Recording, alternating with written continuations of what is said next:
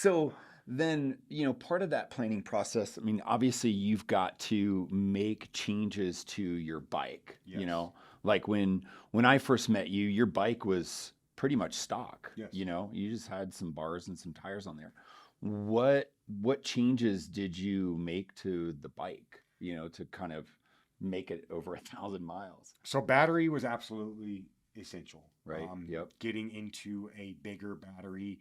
And what we did was we ran the 60 volt, 65 amp hours so that I could still run my stock controller.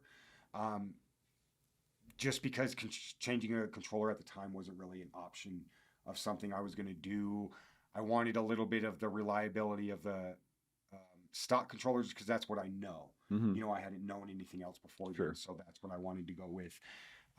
The seat upgrade obviously was something that had to. No one wants to ride on a Surron for that far anyway, I know. especially on a stock seat. Yeah, I mean, Uh, if you're a sitter, if you're a there's like sitter, people that ride are either sitters or standers, right? Like I stand, right? but I ride with a lot of sitters. Like when you sit down for even 20 miles, It starts to hurt. those like Yep. those stock When you feet, stand up for even 20, 30 miles right? here, the Yeah, balls of your feet start yeah, going your too. legs, and Yep. believe me, yeah, absolutely.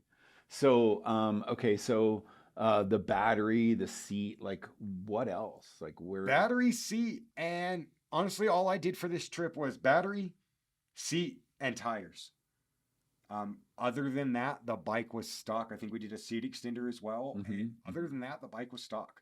I ran a stock belt. I ran stock chain. I still have stock brake setup. Um, I ran stock tubes the entire time. I brought a spare tube. I actually ran over a nail the day I got back home and It took my bike out. I ran out of over a nail. town, But the whole time I was but gone, for 1,000 miles. but for 1,055 miles, everything on my bike held perfect. My gosh. My gosh. I mean, that's luck. Clearly, It's sheer luck. clearly, Sheer luck. clearly good planning, but that's luck. I mean, you're because I imagine your route, you were probably driving like on the side of the highway, like on the shoulders I took of a lot of roads. I took all back roads. The two highways I got on, I was completely on the shoulder of the highway, and the rest of it were back roads and dirt roads. Dirt That's roads cool. that are not in Colorado, that don't have Colorado tax money taking care of them, Right. are washboarded out there, very soft sand, insane rocks. So the fact that my tires alone made it through that without catching a flat Right. was incredible to me. I would obviously do little things. I would clean my chain, lube my chain every day, Hmm. things like that. But for the most part, I'm not a mechanic.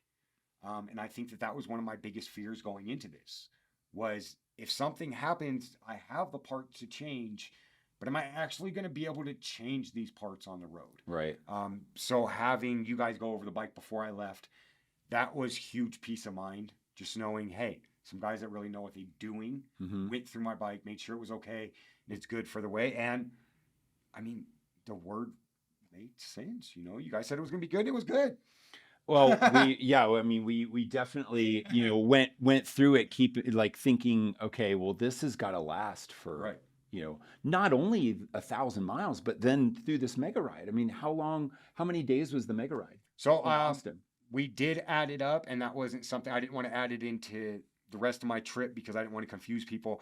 I did another 560 miles in 3 days while I was in Austin. What? Yeah. And how long did it take you to do the 1,055 miles? Took me 1,055 miles. It took me 10 days to get there. Okay, 9 days to get there. 9 days. But you did half of that same distance, more than half of that At same the mega distance. ride in city limits. Yeah, in 3 days. Yes.